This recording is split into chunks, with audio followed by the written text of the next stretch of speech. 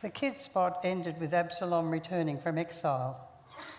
At the start of chapter 15, we see Absalom working hard to win the hearts of the people of Israel and conspiring to take over as king from his father David.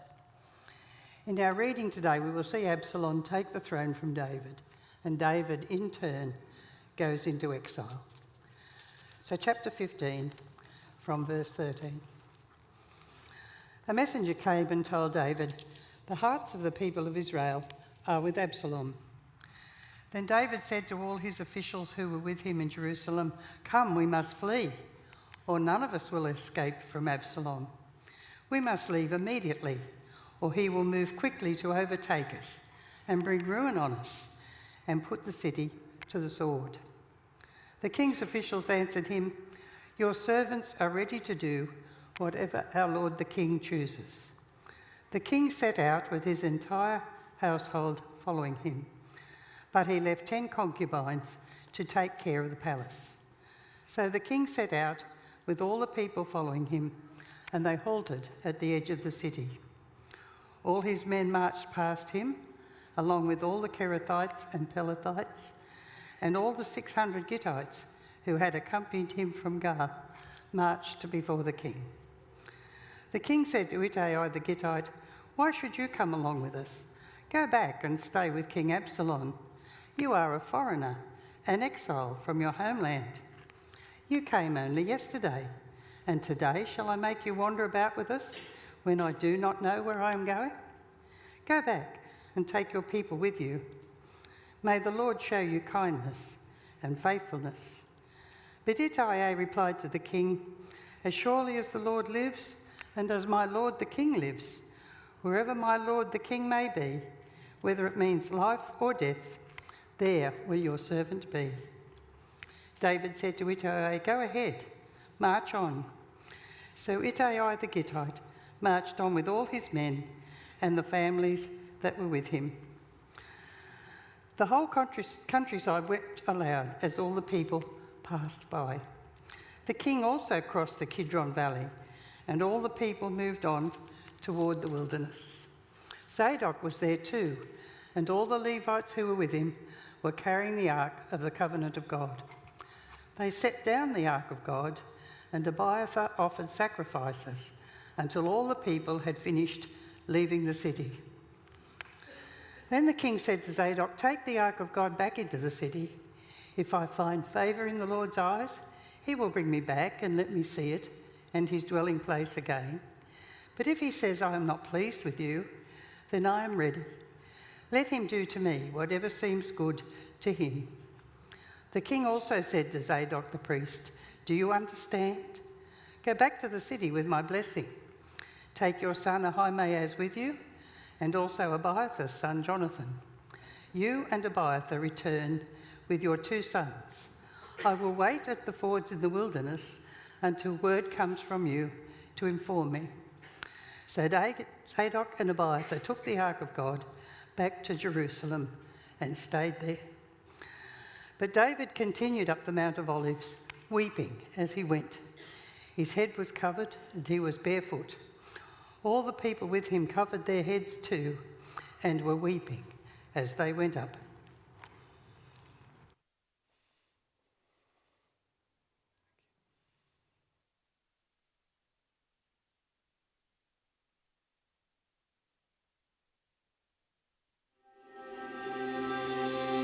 There's a crisis in Australia, and it's getting worse. Latest figures show 116,000 people have no place to call home. And with housing stress increasing every day, homelessness is a frightening possibility for more of us than ever before. For these 5 high-profile Australians, it's about to become a terrifying reality. Would you have $1? $1? I just can't believe the people that will not look me in the face. I have no money on me at all. I would have rather begged the guy, give me the coffee. You just feel so vulnerable out here alone. Dangerous for a girl like you. This is the scariest thing I have ever done. They've all agreed to swap their privileged lifestyles for 10 days of being homeless. They're going to find out what it's like to go from having everything to having absolutely nothing.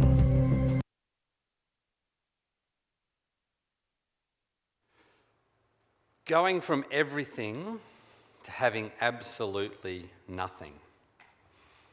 For most of us, it's not something we have to experience. But I've seen this show on SBS, and these 5 people went through that for 10 days. They experienced all the hardships and all the trauma of being homeless. It was very emotional and deeply challenging for those 5. Would it not be for us too? Homeless. What if that was you for 10 days, for longer? How would you feel if you went from having everything to having absolutely nothing? What if home was no longer safe and you had to flee? You had to pick up and go at a moment's notice. It's a terrifying prospect for most of us, especially so in the midst of this latest cold snap we've had. If this was us, the reality of living on the streets, it is a reality. For many people, 116,000 Australians are homeless. But it's terrifying for us. And in the midst of this cold snap, for me and my family, huddled in our wooden house under our cosy blankets, that would be quite traumatic. Recently, we lost the internet for 2 weeks. That was traumatic enough for us in our connected generation. But to lose our very house, our home, that would be many times more devastating. Would it not be true for most of us? I mean, in our culture, there seems to be this sense of security in owning a home. We rack up debts and all the anxieties that come with it in order to have this place to call home, to get that sense of security. And so much so, we spend lots of money on security to keep that place safe. Because being homeless is something that would terrify most of us. But for 116,000 Australians, it's not hypothetical, it's reality. Fleeing urgently into exile was a choice many of them were forced to make. Homelessness, uncertainty, lack of security, going from having everything to having absolutely nothing. It might seem a long way up for most of us, but it's a real issue that people have to stare down every day. And why does it make us so uncomfortable? Why would that be such a devastating thing? Could it be that we're made to be at home somewhere? And the thought of losing that actually shakes us to the core. Well, this is a decision King David was forced into in today's reading.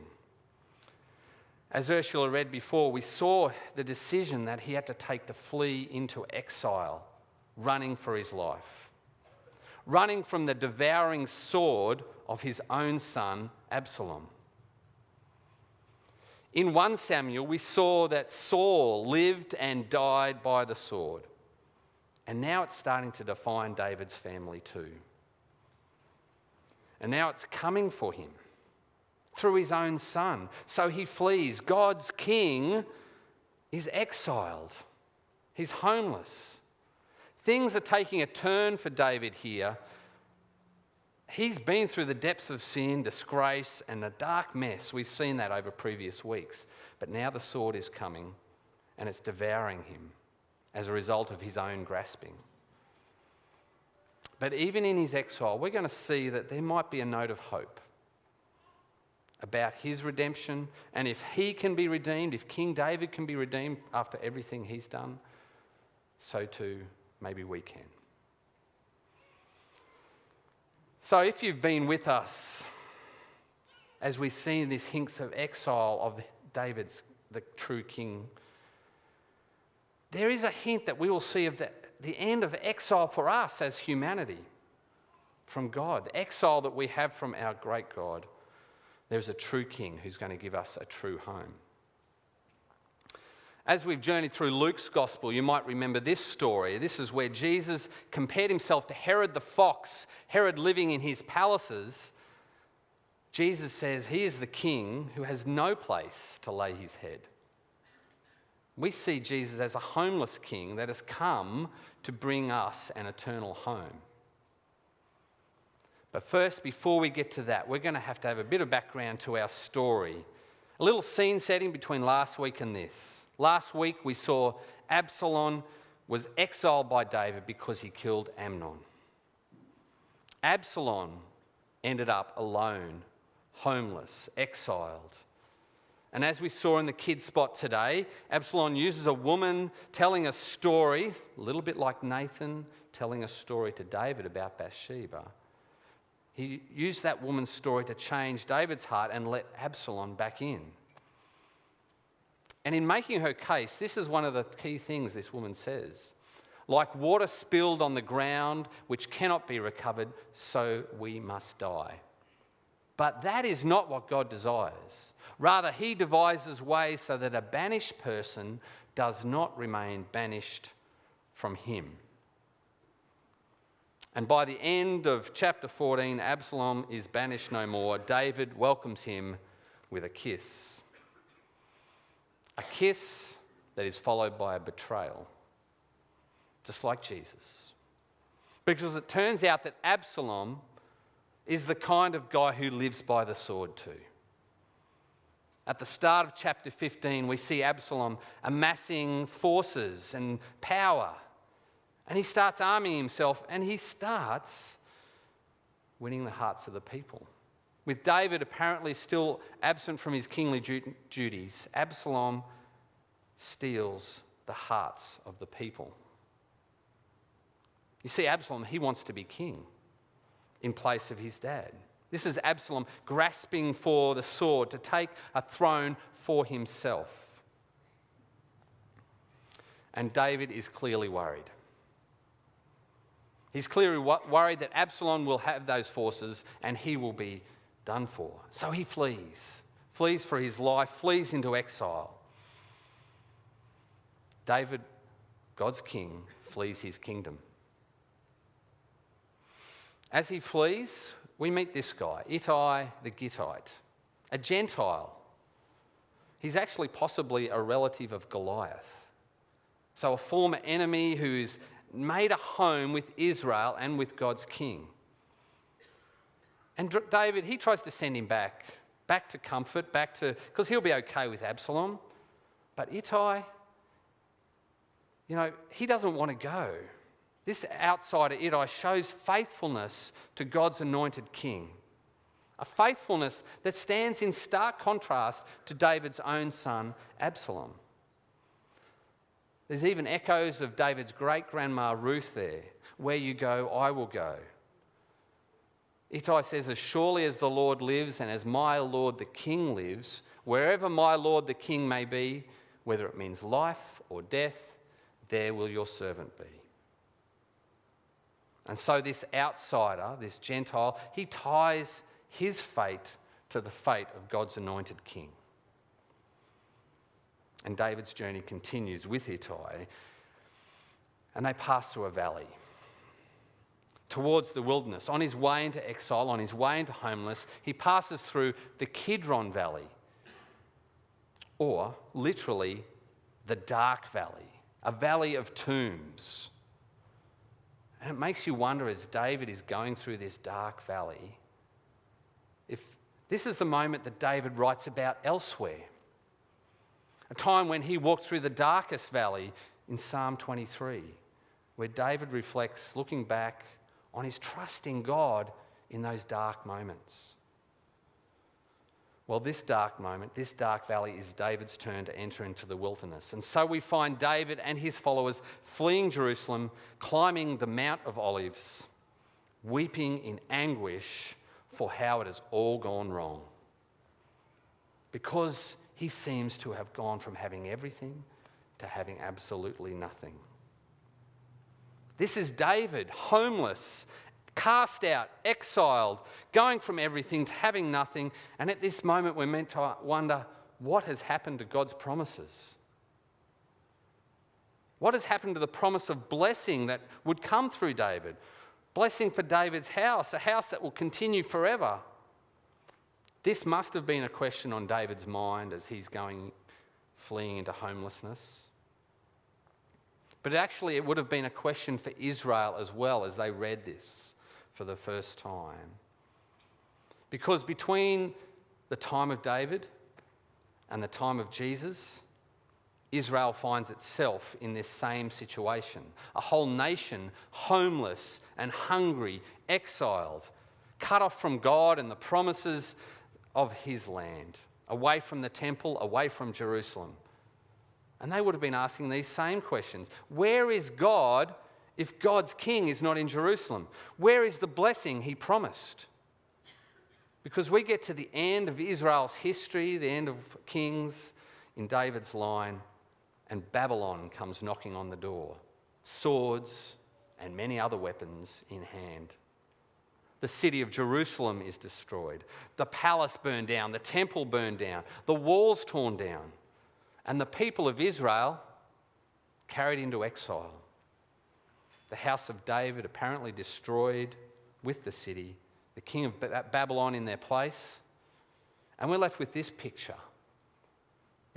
of the people of Israel weeping by the rivers of Babylon. Israel is reading this story homeless, in exile, still waiting for God's true king. David's exile foreshadows their own. David, in this episode, flees from Jerusalem as a foreshadowing of Israel's exile. But as we look for the true king, we actually see Jesus reverses this journey on this road to Jerusalem. As he approaches Jerusalem, he is coming to restore us from exile. Jesus is coming to bring us home to God. You see, on the night Jesus was betrayed, he also went up to the Mount of Olives. And when John records this story in his gospel, makes it clear that this trip to the Garden of Gethsemane was also through this Kidron Valley, this same dark valley that David went through. So Jesus is in the Mount of Olives when he's confronted with the task before him, drinking the cup of God's wrath, the taking on of our exile from God. He's facing a world coming at him with swords, drawn to nail him to a cross. And this trip through this dark valley, this moment where his journey of homelessness will reach its conclusion. This is his moment of anguish as he draws near to the moment in Jerusalem. And in that moment, he mirrors David's emotion on the Mount of Olives. David was weeping on the Mount of Olives on his way to exile. Jesus in a similar anguish on the Mount of Olives as he is heading towards his exile and the end of ours. Ultimately, Jesus is arrested by soldiers with devouring swords, taken before a crowd who scream for his blood. He is crucified, cast out by the city that he entered as king. And worse, he drinks the cup of God's anger as he walks through that dark valley, the valley of death. And he takes on our exile from God. Jesus, the Son of God, gives up everything to become absolutely nothing. But this is a glorious act for us. He's done that so we can go from having nothing to having absolutely everything in him. And it's sealed when he returns from the grave, returns from exile.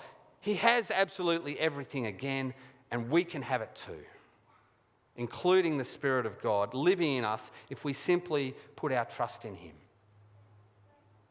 See, this is God's ultimate plan all along. His ultimate way of devising a way to restore us from exile, to take us from the valley of death into life where we will dwell in God's presence forever.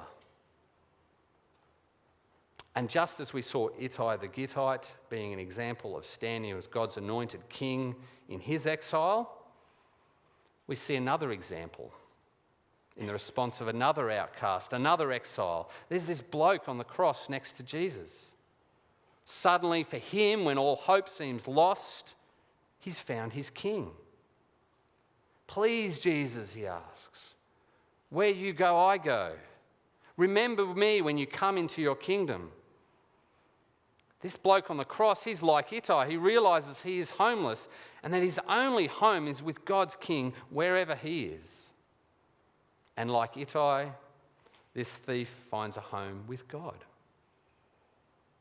He'll be with him in paradise. This is true for Ittai the Gittite. This is true for this thief on the cross next to Jesus. And it can be true for you too. God has devised a way for us to no longer be banished, but to come face to face with him. That is glorious. It is wonderful. It is deeply encouraging.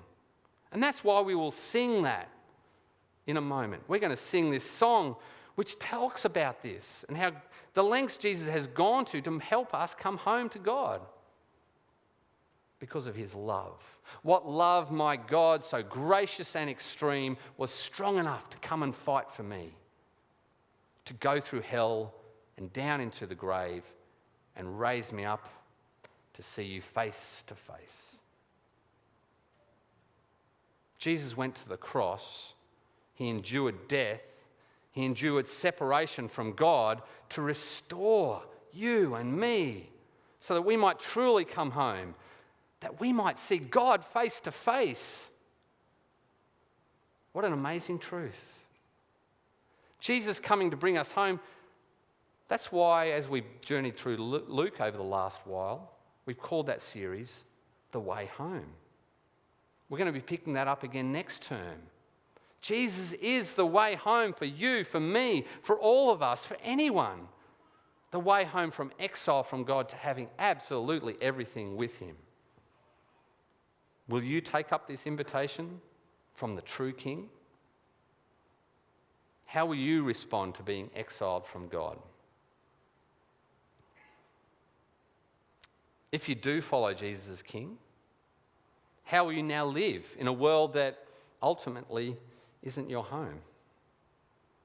A world where people like Absalom or empires like Babylon and Rome wield the sword in ways that are costly.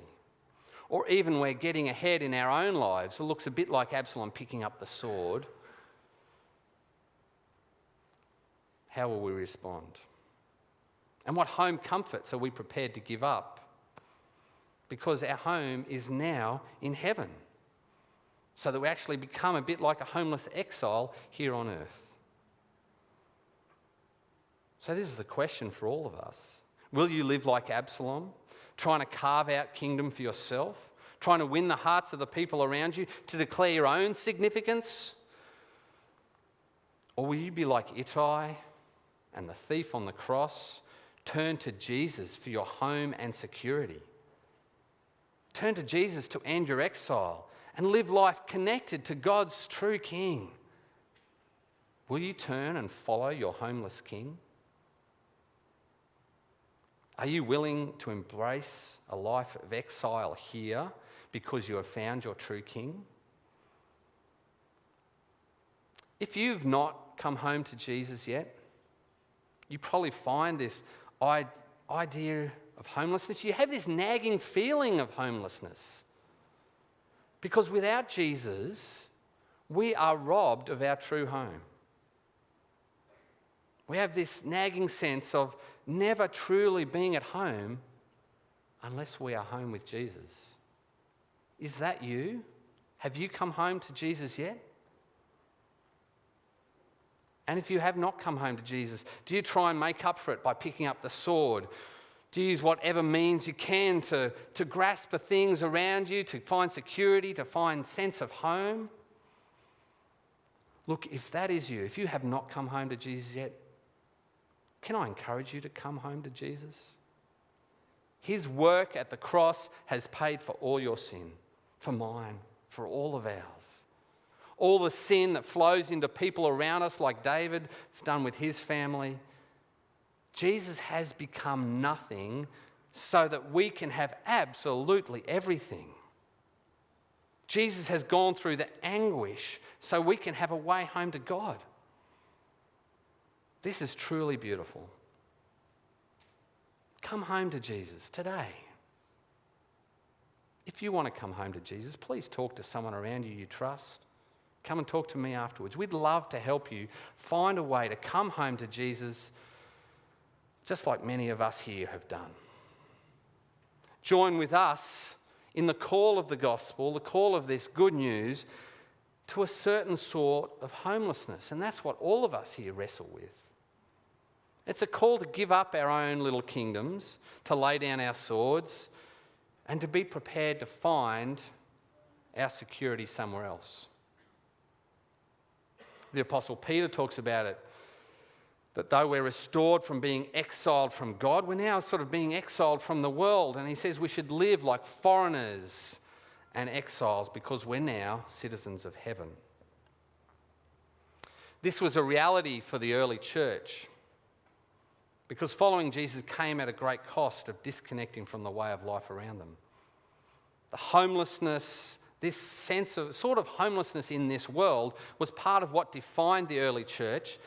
And in this letter, this is a letter describing the customs of early Christians from this piece called the Epistle to Diognetus. This is what the writer says, what Christians were like. They dwell in their own countries, but simply as sojourners. As citizens, they share in all things with others, and yet endure all things as foreigners.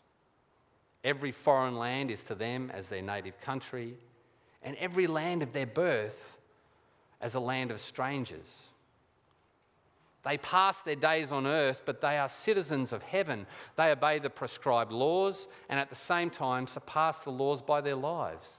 They love all men and are persecuted by all. They are unknown and condemned. They are put to death and restored to life. This is our call, still as the church, to have our fortunes tied to the fortunes of our King in a way that frees us to respond to persecution with love, to trust that even if we're put to death, we'll be restored to life. I mean, I love this vision for how we should approach the world. This is a glorious life. It's a glorious call that we're all called into. To be freed from many of the worries of this world because we belong to the next. So, for all of us, as we sit in our comfy homes, do we really take hold of this? Or do we still cling to our homes as our ultimate home? We've been talking a lot this term about habits of the heart. I found them really good to be doing in my growth group and being challenged to develop the habits of the heart. But I want to propose a subset of those habits for us all, habits of the home. What does it mean for me and my family sitting in our relative luxury in our suburban home? What does it mean for you, for your family? What can be the habits of the home that are shaped by Jesus? Look, if we are truly homeless, how do we treat the houses that we live in? This is challenging for me and my family. We've lived in this house for, well, more or less for 20 years. And there is a sense of security I find from being in our house, in our home. We love it there. But even if we stay there for another 20 years, it's important for us to see that everything we have is temporary. This came home to us recently. We had an old fellow across the road, Alan, and he'd lived there far longer than 20 years. He'd lived there since Mount Gravatt was pretty much built. Alan and his family started Mount Gravatt bus lines, when Mount Gravatt was the end of the tram line and beyond that was dirt roads. Mount Gravatt buses would take people out to their farms or whatever's next. So Alan had lived in this house for a long, long time. Well, Alan passed away last year. And as his family dealt with the estate, they decided to sell it and some developers picked it up. And they were demolishing Alan's home, his house of many, many years. And so my wife Katrina found herself in the front yard talking to Jean, another elderly neighbour next door, as they watched this house across the road be crunched up by the heavy machinery. All the years that had been invested in it just being crushed to smithereens. Jean goes, "That's going to be my home one day." And it will. It probably will. But it'll probably be my home too, my house. And that's pretty confronting when we think of all the money and time and stuff we invest in our houses. But it's only temporary. It's going to pass away. Our houses are mere temporary dwellings. And I even tried to find a picture of Alan's house for you. I went onto Google, onto Street View, and this was all that was left. Even Street View has moved on. There's just the slabs of the houses that are replacing Alan's house. It's all temporary. And that can be depressing, but it actually can be also truly freeing. So, how can it be freeing? Look, do we still cling to our homes, our houses, as that dream of security? That's where we find our security? Or are we freed from the burdens of mortgage, stress, because we know that whatever house we're in, buy, rent, whatever, it's only temporary? Are we looking to rent or buy a home for personal security? Or are there ways we can use these temporary dwellings with kingdom values, values for our King? What about your next renovation? What's that for? Is your next renovation for personal comfort, personal security? Or is it so you can use your house to be more hospitable, to welcome people in, to show them a place where they might get that sense of being welcomed in, welcomed home, that they can truly get when they know Jesus? Wouldn't that be a wonderful way to use these gifts that God has given us, these homes, these houses? So while I recognise that it is truly a blessing that God has blessed us and my family with a house for now, I also want to make sure that we are using what God has provided for kingdom purposes. So instead of having a closed front door, I want our house to have an open door posture for fellowship with brothers and sisters, for hospitality for those who don't yet know Jesus. Could this be your house too? An open front door? Smaller fences, bigger tables, a superbly generous way of life as we're shaped by our generous King, and we're shaped by the fact that our true home is found in Jesus, not in these temporary dwellings we live in. And beyond that, are there even more radical ways we could use our houses to help with the 116,000 homeless people around Australia? I found this website this week. It's called Safe Haven Community. On it, you can register a spare room that can be a safe haven for someone fleeing from domestic violence. Domestic violence being one of the major causes of homelessness. The website says Safe Haven Community is like foster care for adults or Airbnbs for people fleeing domestic abuse. Could that be you? House someone who's fleeing into their own exile, to give them a place to call home for a while? Would that not be a great and glorious, generous way of using these things that God has given us and point to an even greater home we have in Jesus?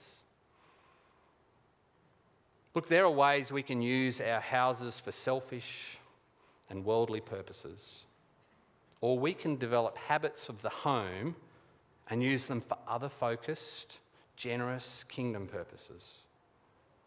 So can I challenge all of us, me included, to think about that this week as we gather in our growth groups? What are the habits of the home that you can shape around Jesus?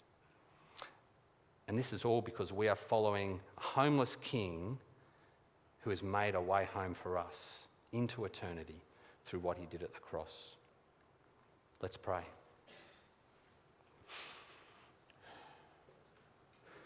Lord and God, we just thank you for Jesus. Thank you for our homeless King who went through great anguish to end our exile from you, Lord.